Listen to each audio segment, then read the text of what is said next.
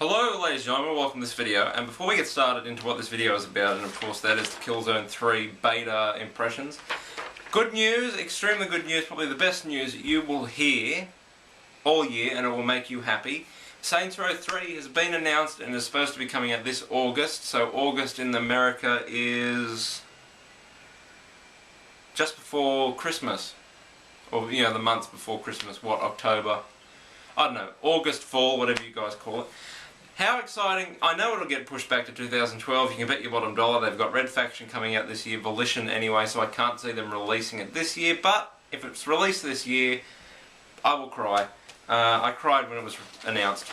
Not really, but I did. Now this is my scoring sheet, many of you know what this is about. If you want to download this, I've got a screen capture of it in the downloadable thing, whatever, in the bar, so go and have a download. Now, let's get into it. Now, Killzone 3, I haven't played the first two, so I don't know. Like, so most of the things I say in this might not be right, considering I don't know how Killzone works at all, but I just wrote down my my thoughts. I realise that this is a beta, but I'm giving you my thoughts on the beta. I'm not giving you my thoughts on the full game, because obviously I haven't played it, nor will I probably. And I just spoiled the whole fucking thoughts video, didn't I? But we'll start with the good.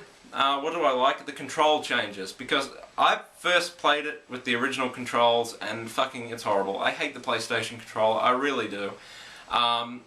But it's good because if you don't know, then on the PlayStation controller, the original controls, this zooms in and this, no wait, yeah, this performs the melee, but you can swap them over. Thank God. Thank God. I really hate games that do that. Halo's one. I still think that first-person shooters, they should have their own Geneva Convention where they have to have the exact same controls, but the good thing about this one is the controls can be changed really easy, and you can pretty much change them to any way you want, besides the let X do this, let square do that, and vice versa. So they're pretty intuitive controls. Good melee kills. They're pretty cool. How you can come up to someone and stab them in the throat and you can poke their eyes out. I thought that was pretty clever and it's really well done. It's got a good list of game modes, and there's this one game mode where you play all the game modes. I don't know if that's like a proper game mode or that's just something they've thrown in the beta so you can experience all the game modes in the actual game. But that was really pretty fun, and like for 5 minutes you might be playing like a domination kind of game mode, and then you might be playing VIP and all this kind of stuff, and it was really fun and I loved it. It's got region servers. Yes. Now, I'm not too confident. I would say, because it's a PlayStation 3 game, it might be running on dedicated servers. I don't know. And that's actually one of my bad things, is that you can't see your connection. So, I'm putting two and two together, and I'm assuming that they're on dedicated servers, and that's why. I'm sure someone will say if they are or they're not. And it's a pretty decent game. All up. You know, it works well, it's fun. It's a decent game. So we'll move on to the bad. There's more bad than there is good, because this is my review, or my thoughts. Of course there's going to be more bad than good. It's got a really bad interface, and what I mean by that is it's confusing, it doesn't work very well. Like, I wanted to unlock an assault rifle. And every time you rank up, or sometimes when you rank up, you get unlock points, which you can use to buy other things. But some things are locked, so I went to buy it, and unbeknownst to me it was actually locked, and I couldn't, and it just says you have not met the requirements. It doesn't tell you what the requirements are, and it's just, the interface is, to me it's not well done, especially the halftime or the waiting for next game screen, which we'll get onto a little bit later. There's no way you can see connection. That's probably because it's on dedicated servers. I haven't announced. Now, shotgun, holy shit, I think they only give you one map. I played mostly Team Deathmatch, and we played the same map over and over again, and God, I swore I wouldn't mention Call of Duty in this. Now in Call of Duty compared to Battlefield, those are probably my two favourite first-person shooters. People have to understand, I don't like first-person shooters in general, but Call of Duty and Battlefield have done it so well that it's enjoyable to me. So when I play first-person shooters, I like to compare to those two. Now Call of Duty is fast-paced, right? We all know that, compared to Battlefield. But this is fast-paced for the wrong reason. And that reason is that the map is so goddamn small.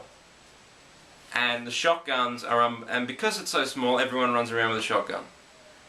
I mean, it's good to have fast pace when it's done properly, but like if you put a Call of Duty map, if you put a Call of Duty game on a Battlefield map, it'd probably still be fast paced the way Call of Duty works.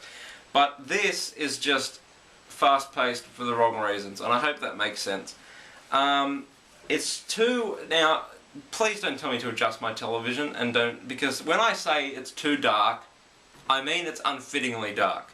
And this has got that very dark and gritty kind of tone to it, and it just doesn't look right to me. But, you know, if you're a Killzone player, then obviously it'll make sense. But to me, jumping in, it was too dark and too gritty, and it just didn't feel right to me, if that makes sense. Now, the game screen, when you finish the game, is too long, because there's nothing to do. You can't unlock weapons, you can only look at the scoreboard for 40 seconds, and then when you actually get into the game, you have to wait 20 seconds before you can spawn. It's dumb. I mean, fair enough if you want to get up and get a drink, or you want to get something to eat, that's fine. But for those of us who sit there for a minute doing nothing, like, that's what's good about, again, Call of Duty. Call of Duty and Battlefield, it loads the next map like that, straight away. There's no wait, there's no nothing.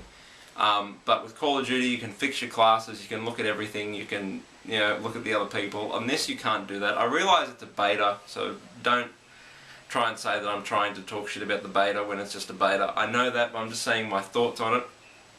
And so the status at the moment to me is a no-buy, because it's good. Like, it's a really good game. Don't get me wrong. It's enjoyable, but it just doesn't click for me like Call of Duty and Battlefield and other first-person shooter games that I like. So I hope you enjoy it. I hope you can play it. Go and download it now. I don't know how long it goes for, so go and get it while you can. Bulletstorm, a lot of people have been sending me messages. I might get around to it. I might. I've got so many games to play. I've got Dead Space 2 to review for you. I've got Saboteur. I've got... I just got Halo Reach back from Rice Picker, so I've got to play that. I've got to play Banjo-Kazooie. I want to get back into The Sims. I know that sounds casual as fuck, but I really don't care. So that's my review. Again, if you want this sheet, it comes with my signature. If you want this sheet, go and download it. It's got some pretty funny drawings I did while I'm bored. So that's my thoughts on Killzone. If you love Killzone, you'll love it. You know, but to me, it just doesn't click. So until next time, ladies and gentlemen, rate, comment, and subscribe. I'm out. Au revoir.